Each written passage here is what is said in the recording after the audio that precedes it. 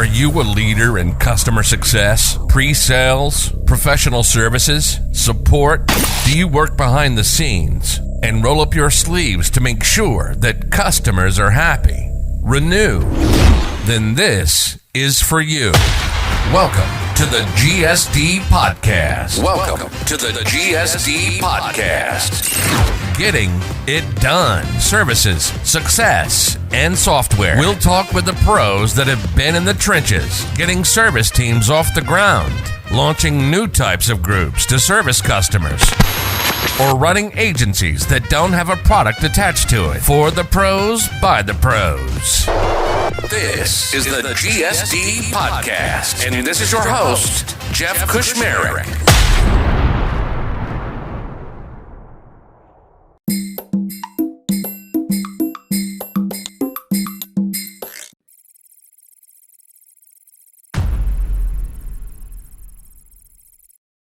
Hey there, it's Jeff. Thanks so much for downloading and deciding to hit play on this podcast. I think a lot of you out there know Miranda.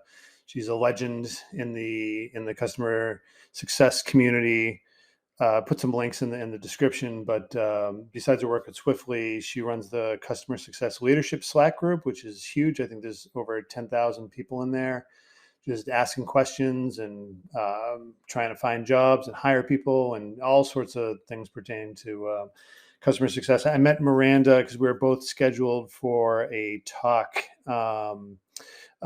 for Rocket Lane for the Propel conference. And as you know, with LinkedIn, when you get tagged on a post or you look at somebody's profile, next thing you know, you're new best friends because you see each other's posts a lot. So we had a really good call and just sort of an introduction.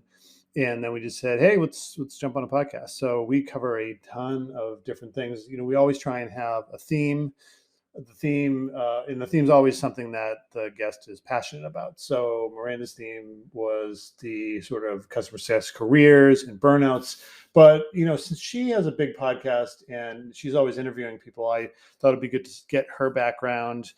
It's a very interesting background from starting off working in factories and then getting into customer service and then customer success. So we talked about that. We talked about all the different new roles that have popped up in CS and how she's managing them. But then we kind of switched into the career path stuff, like how to get a job right out of college versus if maybe you've been a teacher for 10 years or something like that. And then chatted about avoiding burnout. And I know we told a lot of stories along the way and, you know, some good tangents that we went off on as well, too. So I hope you enjoy it. And here you go. Here's the podcast. And I'm here with Maranda Dziekonski, which I'm holding up a sheet with the last name so I can pronounce it with the schwa correctly put there. So for the... Yes. Yes, good job. You shouldn't have told me that. I would have thought you were just this genius that knows how to pronounce very complicated Polish last names. I am Polish and meet lots of Polish people, so it goes from there. But and there was somebody, Stella, I think we both know her from the CS community, and she had a post about learning people's last names as a sign of respect instead of like and you didn't have to grow up with that name like through kindergarten on like I did, right? No, but my maiden name is just as complex. I have a Dutch maiden name and it's Van den Broek and it's spelled like with a capital letter in the middle of it and a random E where it probably shouldn't be. And I have spent my And please tell everybody what that translation means. Yeah, so here's the thing. You must have heard my podcast where I learned what it means. I am so disappointed. I thought it meant of the water for many years. I'm like, that's why I love water. That's why I love being by the moon ocean. Means so much to me. Now I know. I really thought that, you know, gosh, yeah, my maiden name really means it's of the pants, like jeans, like pants, of the pants. So apparently maybe my ancestors were, you know, folks that made pants. I don't know. You could do this as your new thing. You could wear pantsuits like Hillary pantsuits going forward, you know, and you could. Hillary Clinton's pantsuits actually inspired me. I have worn one of many pantsuits in my day. I won't lie. Love the matching blazer with the matching pants and the various colors. It's classic. Powerful, classic. You cannot go wrong with a great pantsuit. So All right. So I always like to start off how I met people. We were both tagged on a post, which is we're both presenting at a conference, and it was like 3 months in advance or something. And as LinkedIn goes, then I just could not open up LinkedIn without seeing Miranda's name, and I was like, I just have to reach out and see what. I have that as well, and now Suddenly you're best friends with this person. Like, oh my God. Exactly. It's like, I haven't even met you in person, but I feel we have a kinship. So we reached out, we had a great chat, and I have to say, like, you had just been crushed like a half hour earlier by like a massive like non-renewal or something, and you didn't cancel. We got on, we got through it, had a couple laughs, and said, hey, we should just jump on each other's podcast for a little bit. So I'm going to turn the tables a little bit. Oh, do you have any dogs that are licking paws in the background that we have to worry about? It's funny. I actually still do. I dropped $500 this week at the vet. My dog is now on 6 prescriptions. Oh my God. He has like the little ladies with like the Monday through Sunday pill box. Yes. That's my Shih Tzu. That's his life. He rolls deep in the prescription world, but yeah, he has like an ear infection and a skin infection. Like, it's constant. So, but you love him. What are you going to do? I have the same with one of my dogs. We just had 2 or 3 teeth removed. So now every morning we grind the food up, have to mix it in water for a little bit, try and get a pill in there. That's so crazy. Wouldn't do any of this for my kids, by the way. Yeah. I would, exactly. I'd be like, just swallow the pill, damn it. But here, no, put some peanut butter. Here, you just take it. Yeah. Like. What we do for our little fur babies is out of this world. I love my dogs so much. Yeah. I mean, I dress them. They have purple beds. They get a bark box every month. They're treated better than the humans. Bark box is legit. That is tight. Yes, absolutely. Anyway. So I normally like to have people talk about a subject that is passionate to them. But we're going to talk about career paths today, and then maybe some other stuff if we can squeeze it in. But since you're always interviewing people, and we both started blue collar, which is, as I said, I was cleaning pipe fittings at 5 years old, which probably breaks emotional laws, but you also had some blue collar in you as well. So talk about that little journey from being in the factory to being a powerful pantsuit driving person. Yeah. Yeah, I did start out blue collar. It was what I knew. It's what I grew up with. I have so much respect for folks that put in a hard day's work of manual labor, because it does drive America. Without folks that do that, and I think we really learned that through the pandemic when we went into the stores and there was no toilet paper, there's no, food. Like, where do we all think that stuff comes from? It doesn't just magically appear. There are folks that manufacture that drive the trucks to get it there, that stock the shelves. Like, I think folks here, at least in the United States, if not outside of the US, probably have a newfound respect for manufacturing and the manual labor that it takes to keep the world moving. Oh, absolutely. I was part of that early on. So fresh out of high school, I did what most folks in my region did, and I went and I got a job in one of the local factories. I grew up in rural Michigan, and we have factories peppered all over the place, some that support the automotive industry because, General Motors, Ford, Chrysler, all have a very huge presence in Michigan. It's, we're well known for our automotive. But we also had other industries that were there, such as like E&E, which is electronics. So like electronics, and now that I think about it, I don't know what E&E stands for, but it's like the washing machines and your refrigerators, so Whirlpool, Bosch, all of that stuff, a big presence there. I actually worked at Frigidaire, and I ran a screw gun, and I'm really proud of it. I'm really good at it. Of course, I know it sounds crazy, but when you're on a line, if you've never been on a manufacturing line, like, the refrigerators move, they go down the line with or without your part. And if it's without your part, you have to stop the line. And you're talking sometimes a few thousand people that are on this line, and the line can be like a mile long. Right. It's around this building. You're really messing with production. So you have to be quick, you have to be good, your quality has to be high. And doing this with a screw gun is quite a feat. So yeah, that's where I started. And if I was smarter and on my toes a little better, I'd probably be able to make a great metaphor between customer success and the supply chain screw gun analogy there. I'm sure it's there somewhere, but yeah, it's also Friday. Like, let's give ourselves a little bit of a break.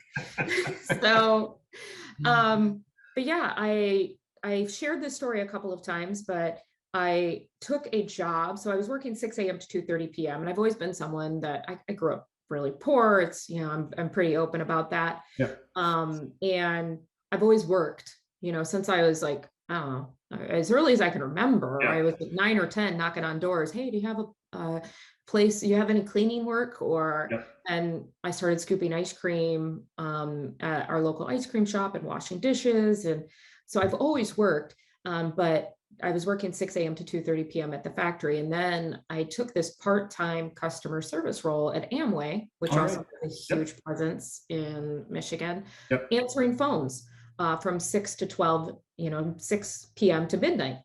And that's when I got my first taste of what it was like to work in an office. And I started seeing, people like dressed professionally and moving from being a call center operator to like a supervisor, to a manager, to a director. I was like, ooh, this is really cool. Not only, surprise, surprise, do I love talking to people, but I also love helping people. And that was where I really got my first taste of working with customers. I had other factory jobs as well. I've worked in food manufacturing, which if you've ever worked in food manufacturing, you will know what I'm saying when I say, ugh. Yeah. it's like nothing like the smell of mayonnaise and all night long. Is there anything that you can't eat anymore because of that experience? No, I've gotten over it. I'm equal opportunity food, but. So. All right. Great. So let's get into this topic of career paths. And this can go in a bunch of different ways, but in terms of sort of customer success and that whole umbrella of things, where do you see the big trends these days? And what has been surprising you? I've seen a massive change over the last 2 or 3 years, and just sort of want to get your perspective on some things. Well, the first trend is I think folks are actually understanding what the difference between customer success and customer support is. I remember, up until just a few years ago, I had to constantly explain it. And I actually remember I posted a really controversial post that said, should we change the name of customer success? Might have helped out a little. I'm like, because I'm so tired of explaining what we do. Yeah. So I think that's first and foremost, that's been a big change. I also am seeing now more so than ever, customer success own revenue.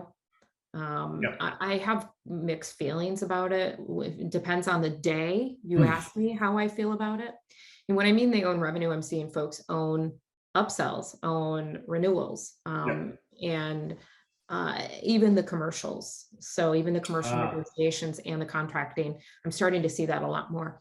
And part of me is like, okay, yes, that makes sense. You have the relationship, but then part of me worries that we're blurring these lines, and that the customer will stop viewing the customer success manager as a partner and more as another salesperson.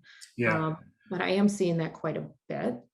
And I've seen it both ways, because I remember we had to do this at Virgin a few years ago when I was there, and we talked to customers, we talked to CSMs as well. So first of all, 50% of the CSMs were like, I would love that, that's great. And then also being associated with revenue associates some being able to stay around, right? Because when things get bad, non-revenue people are not the first to go, but like it's always nicer to be associated with bringing in some revenue.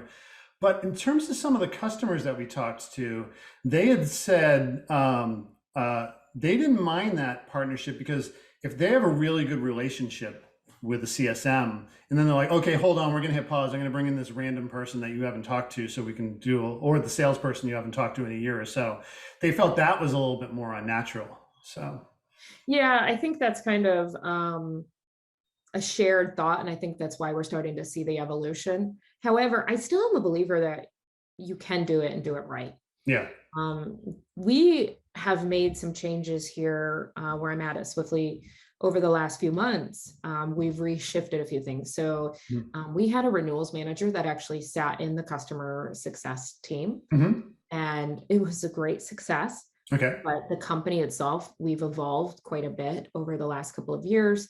We've added in this account management layer, and the account managers were focused on all the upsells and helping the customers know what's out there that they haven't invested in and what problems they could potentially help them solve, right? Where the customer success managers are heavily focused on making sure they're getting a return on their investment and their current investment. Were those at a higher tier, or were the key account, are they basically like key account managers for all customers? Not all customers, but the most of the customers. Mind you, we're a small company that works in public transit. So our dollar values are not something to kind of brush off, right? So the overall contract values are pretty big. So what we found is, and this was a realization I had personally, was I was concerned about the overall customer experience. So here we have this customer success manager that picks up after implementations, after the AE, and the AE exits, the account executive exits, and the implementation manager partners with customer success, gets them stood up. Then customer success is working with them on their goals, getting them a return on their investment. And then we have the renewals manager who starts getting peppered in at like the 6 to 9 month mark before renewal to talk about what needs to be true, because this is government contracting and very complex. And then all of a sudden we add in this account management layer who's now there talking to them about any future investments. So we have two people talking about commercials, and I'm like, this doesn't make sense. Right. So why don't we absorb renewals into account management? So now in the customer or the customer's brain, it's like, current investment, anything financial or future investment. It's just simplified. They have two people they deal with, and that's it. Got it. So it's something new we're doing. We've been doing it now for a month or two. So okay, so pretty recent. Wow, and all of those roles are in the CS organization. You don't have to defer out to sales, or no. Account management is actually in sales. It's on the sales side. So there's definitely a lot of linking of arms, making sure our systems are talking with each other, that our goals complement each other, that we're all, moving in the same direction. So far, it's going really well. And I think that I don't have the data to prove this, but my gut is it's better for the customer as well, because there's one less player that is involved. That's the thing right there. It's right. Like, wait, I talked to this person for that, and this person for that, and this person, and then it's just like, oh my God. It's too much. Great. So, so that's the whole sort of account management and renewal layer. What are some other sort of trends that you're seeing in new roles? And I could say there's ops, which has become this huge thing. Ops is definitely, January, I had my first CS ops person. I always work at smaller startups, so I'm always my own ops person, because I do systems engineering, I write SOPs, all of the things. I look at data, I know how to write a SQL query, all of that fun stuff. I usually can do it. So this is my first time having an ops person, which I'm pretty excited about. So definitely seeing that as a trend. Another thing I'm seeing a lot of, and it's actually something I'm thinking about exploring, is leveraging AI. I work in a very high touch business model. So for me, it's obvious how I could leverage AI if I had a big one-to-many motion. I don't, but I'm so curious about what kind of efficiencies I could drive by utilizing AI. And I see all of these AI companies popping up that are very customer success focused. And I'm actually going to be getting a demo on Monday from one, just so I can get creative and think about how I could leverage that to improve the overall customer experience on our side. Wow, I'll be fascinated to hear. I've seen some other areas, but they've been more around the data, but not around the sort of interactions. So that's interesting that you're starting to see some of that. was at the, can I mention company names? I was at, okay, cool. Okay, if you are, yeah. Yeah, I was at the Tatango Executive Conference, Oh, yeah. I think last week. And I can't remember, I don't even know what day it is anymore, but I think it was last week. And Carlos Quesada got up and did a presentation, and he gave a demo of Cast app. Okay. And I thought it was brilliant what they do. And I think this is the future. So it's literally AI driven, and it gives, you can do like a QBR or a monthly business review with that's completely AI driven. That's like a bot that's, delivered to their email. They click on a link and it opens it up, and it's like, here's your usage, here's your ROI, here's this, here's that. And it's like a little guy that walks you through it. It's kind of fun to watch. And I'm like, that's awesome. Genius. This is genius. I'm wondering how the customers will receive it. But from an executive perspective, I'm like seeing like efficiencies left and right. Oh, that's huge. I can see massive uses for that. Just as a note, if you don't mind me, I have a customer that I'm working with that is all high touch. They're doing everything's white glove treatment and everything. And now suddenly they're getting a ton of traction in the smaller companies and stuff like that. And so we're building out this sort of low touch model for them. There's that, where how low touch does it get, how AI driven and things like that. You've got onboarding and things which you can go through LMSs and all that stuff that but then it's this area, like where does it, that's fantastic because, they don't show up their QBR, they don't do this, they don't have that. Well, you don't have to be sitting there presenting it like it's this grand thing sometimes, especially if they're a lower tier. They still want that information because you're trying to prove your value, right? Exactly. But you don't have to chase them down for a meeting just to walk them through some graphics. We're all busy. Right. You know how many customer success managers I personally have? I'm not. I'm actually curious. Let's talk about the org and what you have. It's kind of ridiculous if you think about it. Like I use Zendesk, I use Gainsight. I mean, there are so many other tools that I use that I have customer success managers. I am an admin on our Jira account and on our Slack and on our. I don't have Zoom. I do have Zoom, but I don't. It's just that.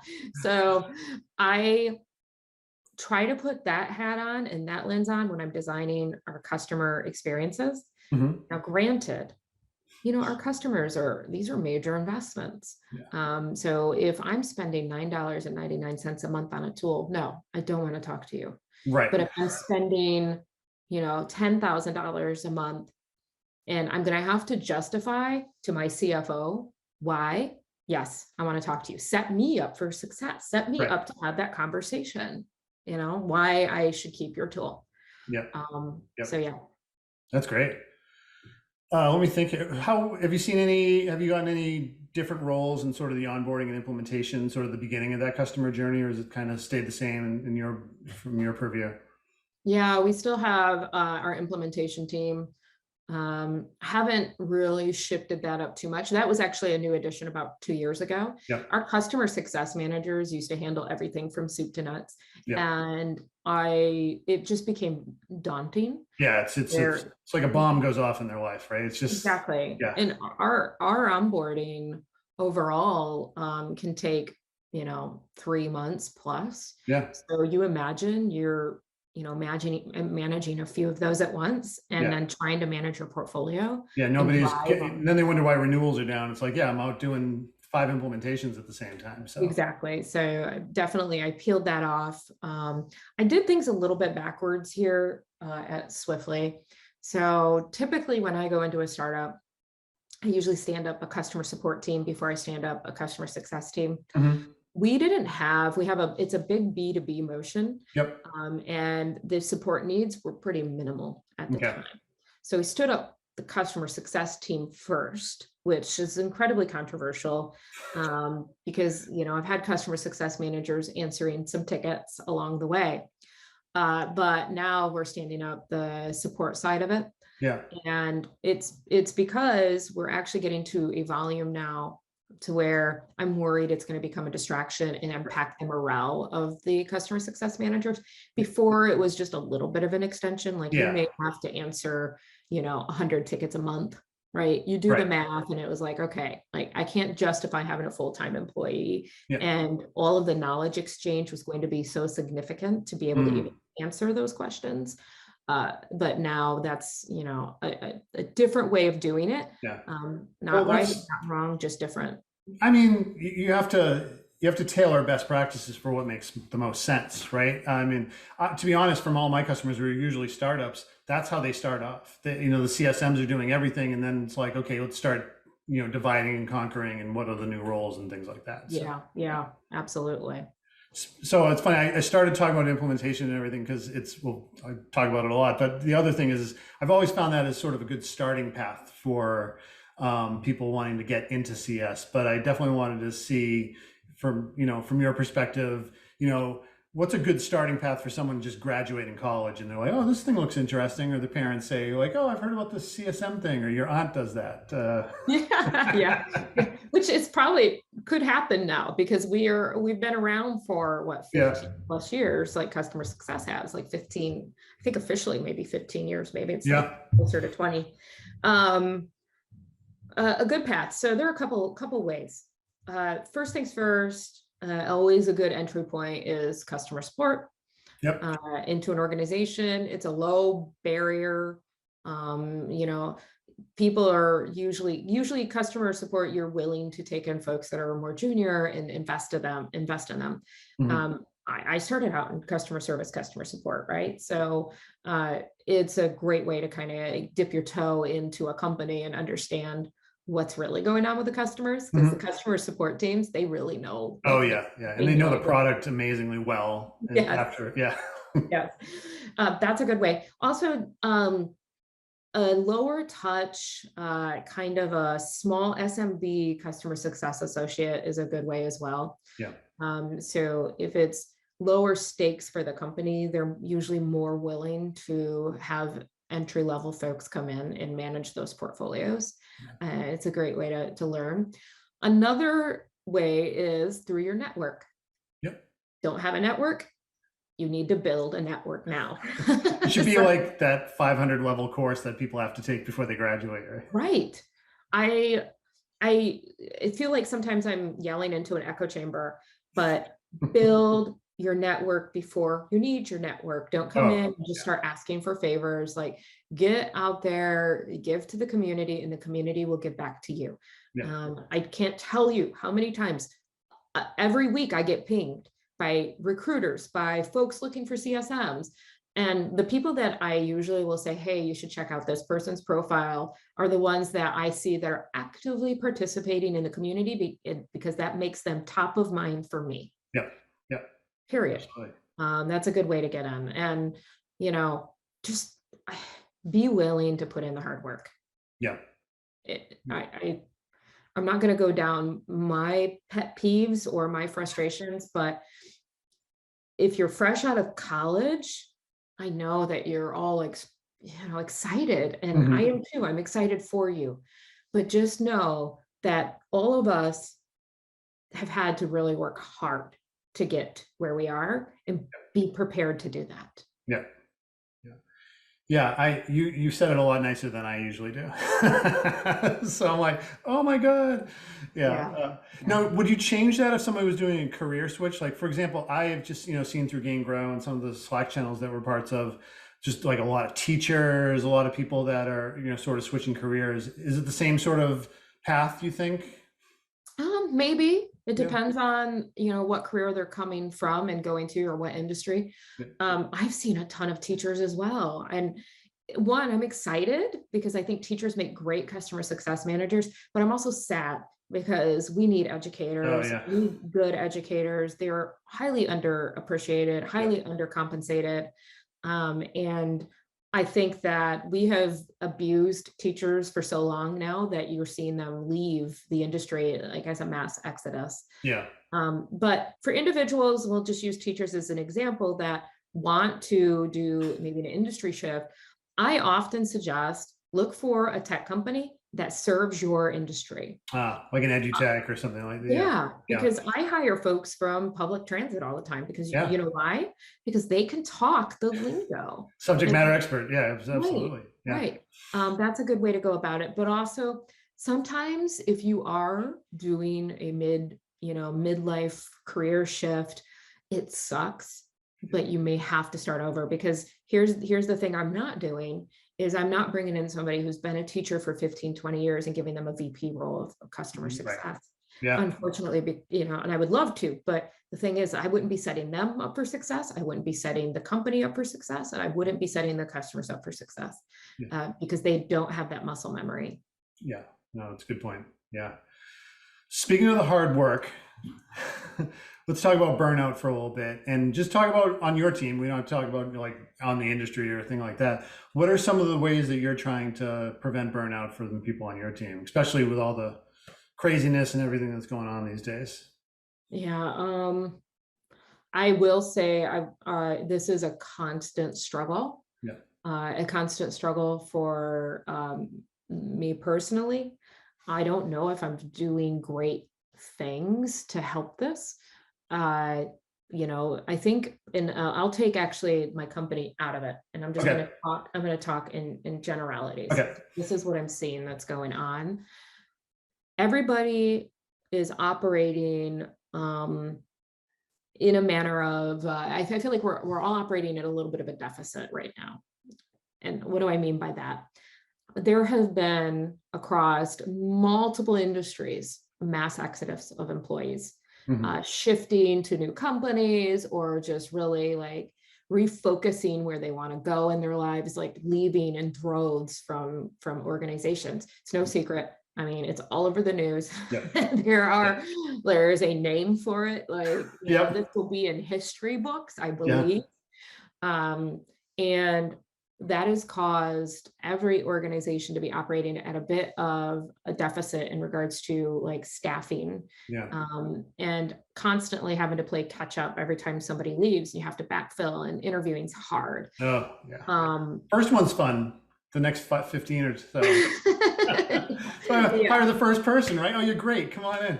Come on in. Yeah. But what I've seen some places have to do is, well, one of the things that we do at Swiftly, and I do want to take Swiftly out of this because I don't want to get into that world right now, but we give monthly days off to individuals. Like if we don't have a scheduled holiday, like May, we won't get the extra day because there's Memorial Day, but we just had like a Swiftly holiday last Friday. And that's just where everybody shuts down. And you can go out and do what you want to do to be able to reinvest in yourself or relax. Like you could go lay on your sofa all day, or go out and go hike, or go volunteer, or whatever you want to do. All fantastic options. Your day, exactly. That's one thing. I'm answering this question very poorly. And no, you're not. You're so down on yourself. This is. I think that's an indicator, though, that it's something that I'm really stressed about all the time. I'm worried about the folks that I work with, the folks in the community, because I'm hearing it left and right that people are tired, people are burned out, and I don't know what the answer is. Sometimes I feel like, we just need to hire more people, but that's a Band-Aid to a bigger issue. Right.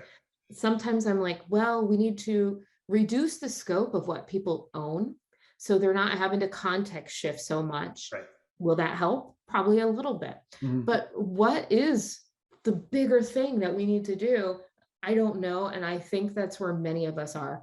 And I think that's why we're always like, scraping and trying to claw our way up that ladder, trying to figure out, like, can we just see above the building to kind of see what others are doing. But and then I get this like distinct fear that the answer is, if they were passionate about their work, then they wouldn't be feeling this burnt out. And then I'm like, I really hope that's not the issue, and that they're doing work that they're passionate about. So let's find something and say, this was actually, I don't know if we're gonna have time to go over, but this was one of those things where, not an easy question to phrase to you, but, identifying this person who's a really good employee, but seeing that maybe they're in the wrong role and trying to find a path for them that will make them more energized. And I think that's an interesting thought, and something I agree with you, but I also my initial reaction is yes, I'm, there are things that I am passionate about in my day-to-day, but there's some things like, I'm like, damn it, I just really don't want to do this. Like, oh my God, I have to do this, right? Yeah, I hear you. But here's the thing, that's kind of like life, right? Yeah. Like Yeah. I love watching a movie, but I don't love running the vacuum, right? But I have to do it because that's part of being in life. Right.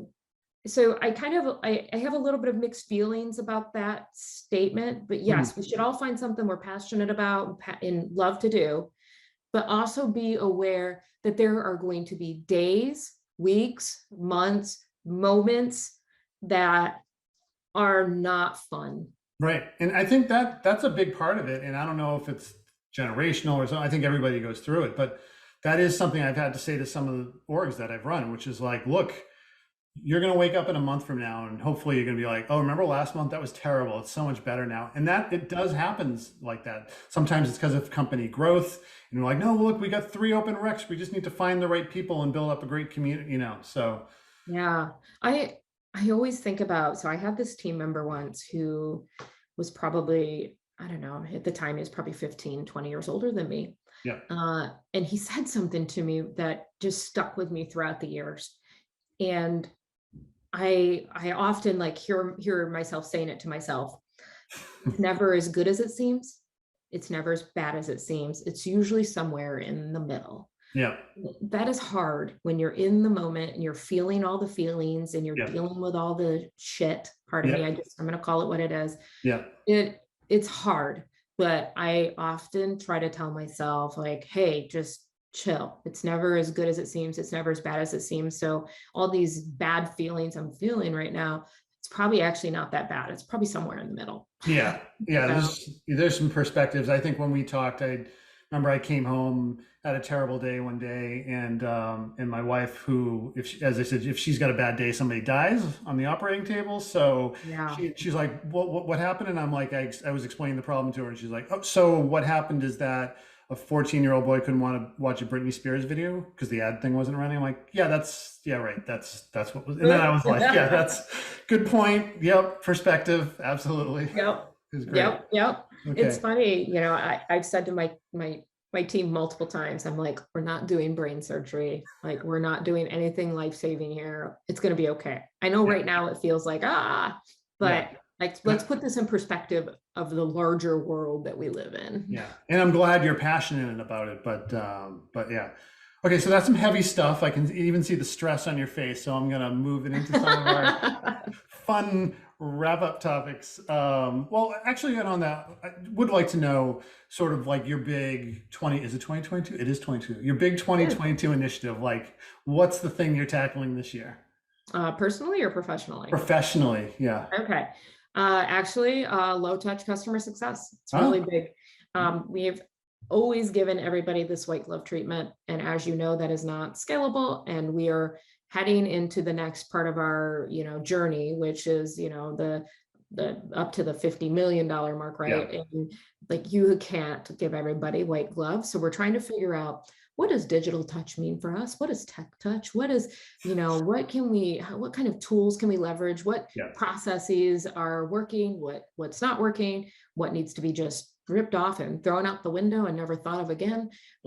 All of that kind of stuff. And it's a painful thing to do, especially when you have always done something a certain way and you've seen that it's been successful, and now you're just kind of thumbing your nose at that success and saying, okay, success be damned, this doesn't scale. Of course, net retention is 115% or whatever. We've given white glove service to everyone. Now let's do it without that. That's the hard part. I'm happy we can chat offline about that. Some tips I've learned along the way. But one of the things I've discovered over the last few weeks about that subject was is what type of journey is the customer ready for? Right? Are they ready for this big thing? They're like, or is it something that they just signed up for and they're like, oh, it's my $9 a month thing that I just got to go along. Obviously that's not yours, but that's a cool thing. We happy to help out on if you want to just brainstorm on some of that stuff.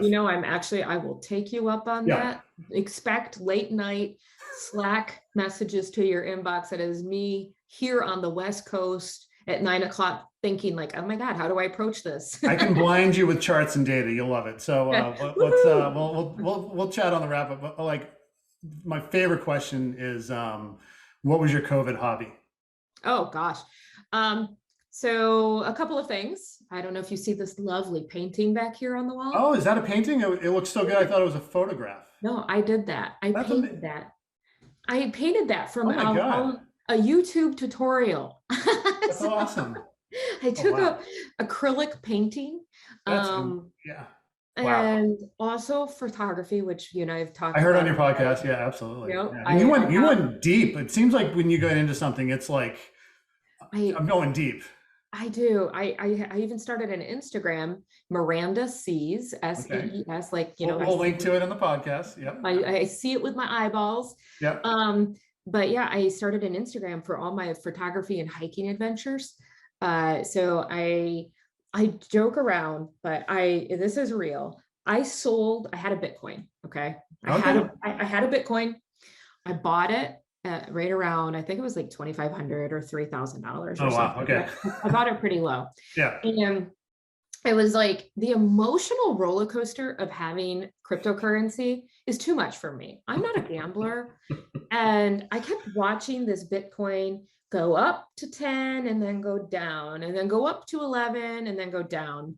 So in 2020, I sold it at like 10 or 11 and I was pretty happy. I'm like, okay, I made $7,000. Yeah. I sold it though to buy a camera, a Leica, because I've been eyeballing this Leica Q and they're not cheap, but it's mirrorless, it's light, I can take it with me. The damn Bitcoin went up to like 50, 60,000 effing dollars. So now you hit the camera. I'm out hiking and I look at this camera and I'm like, damn you, Leica camera. You cost me, because I specifically sold the Bitcoin to buy that camera. Of course, the emotional roller coaster didn't help, but I was like, okay, I'm going to do this. I'm going to cash out. I'm going to go get that camera. And sure enough, I look at this camera now and I'm like, this is literally a $50,000 camera, even though it didn't cost that, but that's how I see it. Oh my God. It's funny because I was going to take that in a different direction and be like, oh, but then I have no recovery from that. But that's that. My only slightly familiar story on that is that I'm going to age myself here, but when Google first went public, I bought a couple shares and it got up to 600 and I was like, oh, there's no way ever. This is at its high mark. I went out and got this amazing steak dinner, like the classic guy in the 20s with the steak and bourbon and thing and everything. But I was, do I still regret that? Absolutely. But it was an amazing dinner with good friends and stuff like that. So. Oh my gosh. Yeah. No, that sucks. I totally have the same thing. That's my thought. It's like, oh, what if, could have, should have. But you don't know, you know what I mean? That's the danger. But you know what? There's also that well, I don't think I can comfort you on any of this, but like, there's a point in time where you just like, it's done. You got rid of it. I have the same with guitars, by the way. And then I found the lesson I was going to say is that I had a lot of good guitars, but then I was like, this one and then that one. And then there's a minimalist guitar YouTube channel that I was on and they're like, basically convinced me to like sell a bunch of them to get one amazing one. And I thought it was all BS. And I take it out every weekend and I play it and everybody's like, that sounds amazing. And I'm like, damn right it does. And this isn't about me, it's about you, but like trying to find some comfort in there. I'm sure everybody that sees your camera is like, wow, she's legit and everything like that. Well, it's funny because I was coming back from a hike and I'm walking along this road where these cars drive in and I have the camera around my neck and most people don't know, but someone screamed out the window, nice Leica. Yes. You're like, damn right it is. I'm like, this is a different kind of cat call. I usually, like, like, yeah. Oh my God, that's so funny. Oh my God. Well, I don't think we could end on a better note than that. You're involved with so much. People to follow you, and where's the community that you like to push people to interact on these types of topics? Yeah, follow me on LinkedIn. That's where I share all my content. And also the Customer Success Leadership Network. There's so many great communities out there. Yeah, no, I love that one. I'm in it every day. So yeah. Yeah, I run the Slack group there, and Yep. I started it, and it's now, we got about 7,000 people in there, and every day there's a lot of great questions and people like helping each other out. It's an amazing. And I will say I love it so much because there's not this feeling of like there's nothing being sold in there, right? It is straight up. There's a reason for that, because if you try to sell something in there, guess who messages you? Me. Yeah, I know. I actually am the one that monitors all of this. I will message you, and if you do it again, I will remove you. Yeah. So I give everybody a little bit of a chance, but I delete their message. I private message them, and I'm like, stop it with this BS, and you can be here, but don't be selling here. So. Yeah, absolutely. I even hate sending like, I wrote a blog post that covers everything you're looking for. Okay, you can do that. You can do that. You don't need to buy anything. The answers are right here. Exactly. That's awesome. Awesome, Jeff. Thank you. Great. So I'm going to hit stop for the recording, and then we can just follow up because I know you got to probably run to 15 other meetings after this. So 1 second. So thanks so much, Miranda. Let me hit stop here on the recording.